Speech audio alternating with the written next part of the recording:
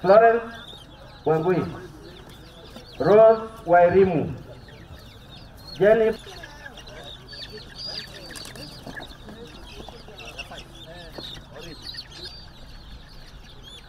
Mere wa boy gadu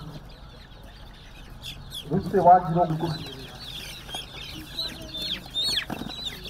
Ale Tunganga Mary Nyokabi M namba yako ya simu nimekataa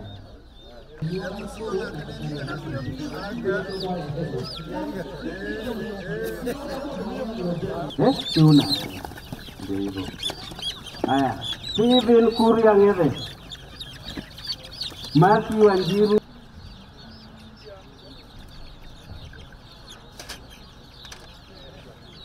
Matiro Ana Jerry Matiro Nitoidera Njogona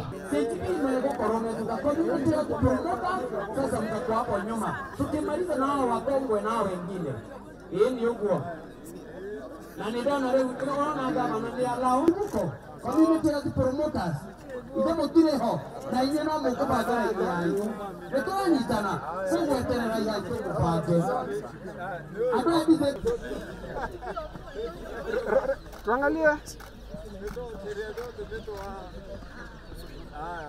viongozi wengine na mchungaji wa hapa AIT pamoja na viongozi wengine wa hapa. Leo ndio kwa ndio gũthondeka ya waheteire tucia gũthondeka turakora nayo ndĩrĩ maabu-inĩ. Viongozi wetu wa kanisa, clergymen, all leaders na hĩndĩ ciothe hiyo wa mbere nĩ kwamba kũmũnyita ũgeni thĩinĩ wa itũũra-inĩ rĩrĩ ritũ. Basi ũhoro nĩ mũkinyu nĩ ũcio andũ makoretwo makiuria jana vifaranga 124,000 kwa mwaka 124,000.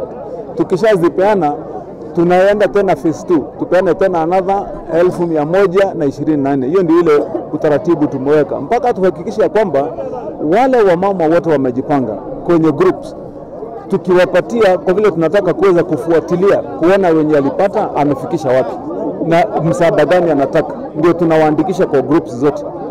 Tunataka tuhakikisha kwamba tukifuatilia tukiona ni kitu inawainua tena tunafika mahali pengine tunaongeza, lakini baada ya hayo tutawaachilia. Sasa kila mtu amejisimamisha, sasa aendelea nayo.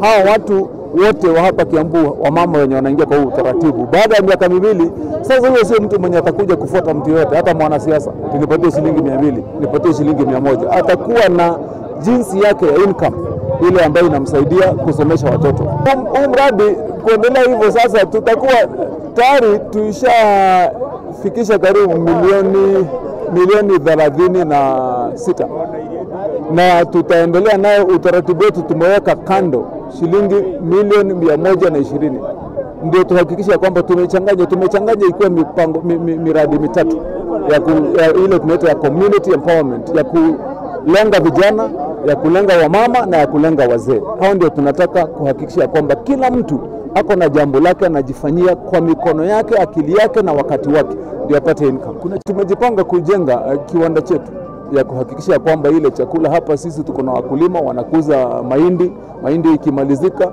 tuko na ile yenye imeharibika, ingine imekauka, ingine haijakomaa ya kutosha, hiyo ndio tunafanya grinding, alafu tukisiaga inakuwa pati ya chakula. Zile raw materials zingine tunanunua hapa. So ile factory yetu tunakusudia, Mungu akitujalia, kati ya mwezi wa Disemba na mwezi wa pili mwaka ujao tutakuwa tuko na factory hapa ya chakula. Na sasa hawa wakulima wote, kila mtu tunahizishia kazi ya kuhakikisha kwamba mtu anajisimamia kivyake.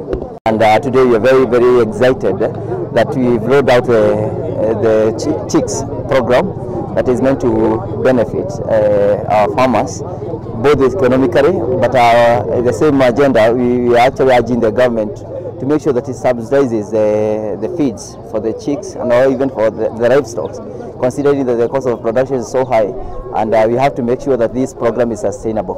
Naitwa Grace Oboizorogi. Tuletee chakula yenye iko na bei ya rahisi ndio tuweze kununua, tuweze kupatia hizi vifaranga. Vifaranga ndio ni watuze wakwe wakubwa, ndio nipate mayai niweze kuuza nijitegemee.